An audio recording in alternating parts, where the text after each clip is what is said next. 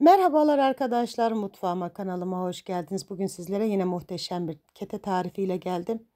Üzeri pul pul dağılan, içi kat kat kabaran muhteşem bir tarif oldu.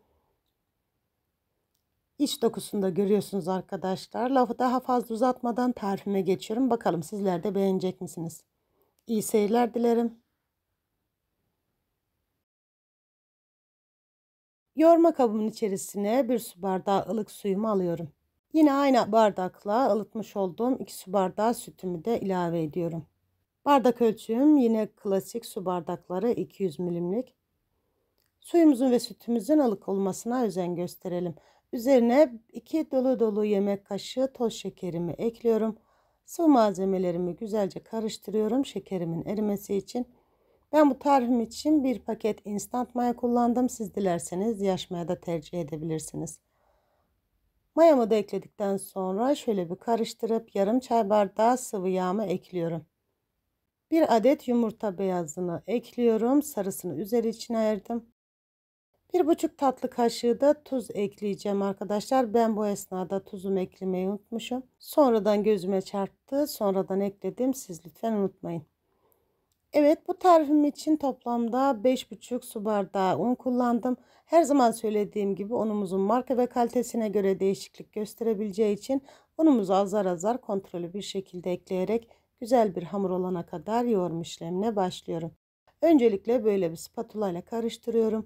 Hamurum koyulaştıktan sonra spatulayı çıkarıp kalan unumu da ilave ettikten sonra elimle güzel bir hamur olana kadar yoğurma işlemine devam ediyorum. Her zaman söylediğim gibi bu tür hamur işlerinde hamurumuzun içerisine konulan malzeme kadar da yoğrulması çok önemlidir. Kaliteli hamur işleri yapmamız için kaliteli bir hamura ihtiyacımız var. Hamurumuzun da kaliteli olması için mutlaka çok güzel bir şekilde yoğrulması gerekmektedir.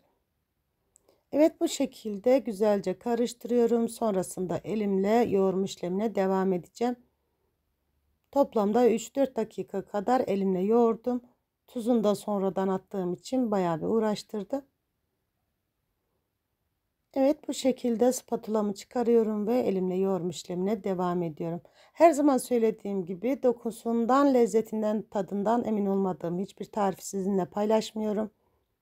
Bütün tariflerimi elimden geldiği kadar anlaşılır ve de pratik bir şekilde vermeye çalışıyorum. Şayet unutmuş ve atlamış olduğum bir bölüm varsa videomun yorumlar kısmından ulaşırsanız gördüğüm an mutlaka dönüş yapıyorum. Evet, hamurumu yoğurdum. Üzerine kapatıp mayalandırmaya bırakıyorum. Hamurum mayalanırken ben de iç harcını hazırlıyorum. Tavamın içerisine yarım çay bardağı sıvı yağımı alıyorum. Üzerine dolu dolu bir yemek kaşığı, hatta 1,5 da gelebilir arkadaşlar. Tereyağımı ekliyorum. Üzerine 1,5 su bardağı unumu ilave ediyorum ve kokusu çıkana kadar güzelce kavuruyorum. Çok fazla yanmasına izin vermeyin arkadaşlar. Sadece unumuzun rengi değiştiği zaman yeterli olacaktır. Ve sürekli kısık ateşte mutlaka karıştırmaya özen gösterelim unumuzun yanmaması için. Her tarafının eşit bir şekilde kavrulmasına özen gösterelim. Evet, bu şekilde kavurmuş olduğum unumun üzerine dolu dolu 2 yemek kaşığı toz şekerimi ekliyorum. Siz tatlı seviyorsanız biraz daha fazla ekleyebilirsiniz. Ve ince çekilmiş cevizimden 1 su bardağı ekliyorum. Güzelce karıştırıyorum ve bu harcımı tavada bırakmıyorum arkadaşlar. Yanmaması için başka bir kaba alıp soğumaya bırakıyorum.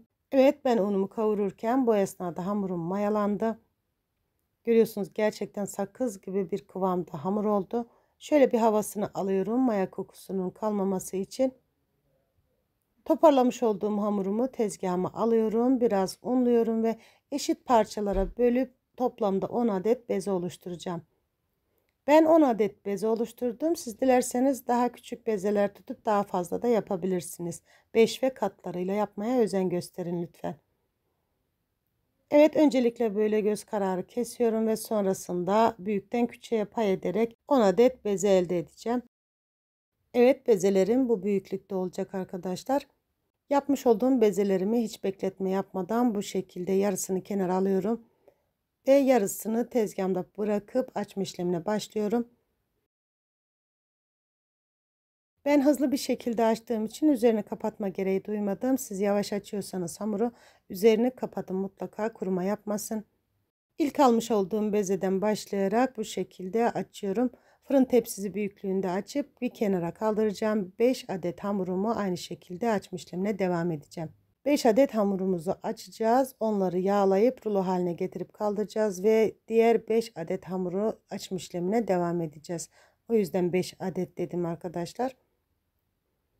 Evet arkadaşlar, siz videomu izlerken benim de sizden ufacık bir ricam olacak. Sizinle ilk defa bu videoda karşılaşıyorsak bu ve bunun gibi güzel tariflerim için kanalıma ücretsiz bir şekilde abone olmayı ve yepyeni tariflerimden haberdar olmak için bildirim zil sesini açmayı unutmayın lütfen. Kanalımın büyüyüp çok güzel bir yerlere gelmesi adına sizin desteklerinize çok ihtiyacım var. Ve ben sizin destekleriniz sayesinde kanalımın büyüyüp çok güzel bir yerlere geleceğine gönülden inanıyorum. Ayrıca beğenmiş olduğunuz videolarımı sosyal medya hesaplarınızdan dostlarınızla ve arkadaşlarınızla da paylaşarak bana destek olabilirsiniz. Videomun yorumlar kısmına tarifimle ve kanalıma alakalı olumlu olumsuz görüş ve düşüncelerinizi bildiren yorumlarınızı bekliyor olacağım. Şimdiden destekleriniz için çok ama çok teşekkür ederim. Evet, 5 adet hamurumu açtım, bir kenara aldım. Ara katlarını yağlamak için dolu dolu 3 yemek kaşığı tereyağı ve 1 çay bardağı sıvı yağ erittim. İlk açmış olduğum bezemden başlayarak bu şekilde tezgahıma alıyorum. Üzerlerini güzelce her tarafına gelecek şekilde yağlıyorum. Yağlamış olduğum hamurumun üzerine diğer açmış olduğum yufkayı seriyorum. Şekilde görüldüğü gibi. Açmış olduğum 5 adet yufkamı ara katlarını yağlayarak bu şekilde üst üste yerleştiriyorum. Yufkamız büyüklü küçüklü olabilir. Şekilde görüldüğü gibi. Büyükse bırakıyoruz. Küçükse altındaki yufkayı çekip aynı boya getirip bu şekilde yağlama işlemine devam ediyoruz. Her yağlamış olduğumuz yufkayı tekrardan kenarlarından çekiştirerek böyle biraz daha büyütüyoruz. Açabildiğimiz kadar açıyoruz, anlayacağınız. Ve bu şekilde son yufkamı da koyduktan sonra katlama yapıyorum. Şekilde görüldüğü gibi 4 parmak kalınlığında olacak şekilde katlamalar yapıyorum.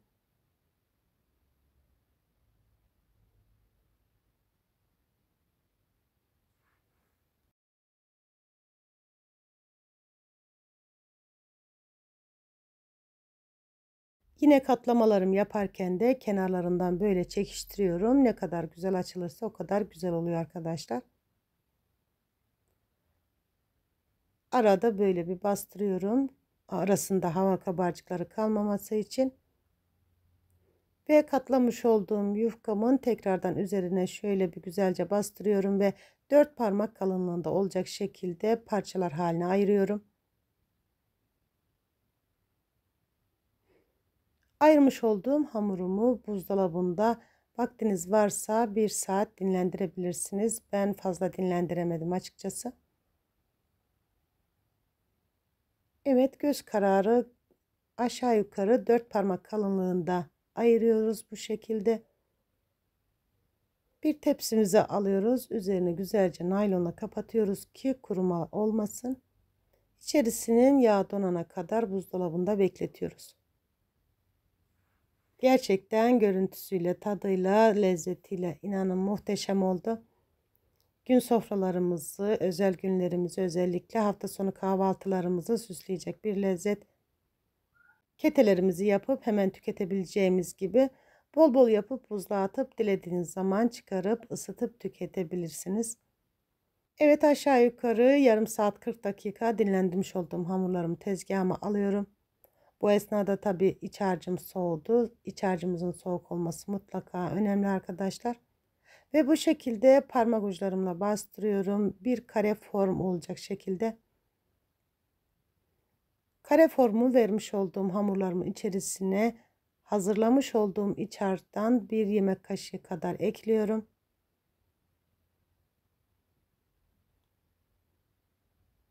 Eklemiş olduğum hamurlarımı bu şekilde zarf gibi katlamalar yapıyorum. Kenarlarını güzelce kapatıyorum. Üzerini tekrardan şöyle elimle bir bastırıp tepsime yerleştiriyorum. Bütün hamurlarım bitene kadar bu işleme devam ediyorum. Gerçekten çok basit, çok da güzel bir kete tarifi oldu. Ne diyoruz? İnşallah dener ve daha güzellerini yaparsınız. Evet, tekrar göstermek istiyorum. Bu şekilde ara katlarının kaybolmaması için dikkatli bir şekilde bastırıyoruz parmak uçlarımızla. Sonra iç harcımızdan bir yemek kaşığı kadar ekleyip zarf gibi katlayıp tepsimize ters olacak şekilde yerleştiriyoruz. Ben ketelerimi 20 dakikada 200 derece fırında pişirdim. Her zaman söylediğim gibi fırınımızın marka ve kalitesine göre pişirme süresi uzayıp kısalabilir. O yüzden kontrollü bir şekilde pişirmeye özen gösterelim. Evet, bu şekilde ketelerimi yaptım. Ayırmış olduğum yumurta sarısından her tarafına gelecek şekilde güzelce sürüyorum. Bu tariften 2 tepsi kete çıktı arkadaşlar. Daha fazla ya da daha az kete yapmak isterseniz malzeme listemizi katlarıyla azaltıp çoğaltabilirsiniz. Evet, ayırmış olduğum yumurta sarısını ketelerin üzerine güzelce sürüyorum. Ve bu şekilde keskin bir bıçak yardımıyla ketelerimin üzerine çizikler atıyorum. Tam da bu esnada fırınımı 200 derecede ayarladım ve açtım, ısınıyor arkadaşlar. Ketelerimizi sıcak fırınımıza göndereceğiz. Evet, ketelerimiz fırından çıktı. İlk sıcaklığı geçti. Görüyorsunuz görüntüyü. Gerçekten lezzeti de bir o kadar güzel. Altı üstü nar gibi kızardı. Harika bir lezzet oldu. Şu şekilde iç dokusunu da sizlerle paylaşmak istiyorum. Gerçekten çok severek yapmış olduğum bir tarif. Çok güvenmiş olduğum bir tarif. İnşallah siz de yapar ve sonuçları yorumlar kısmında benimle paylaşırsınız.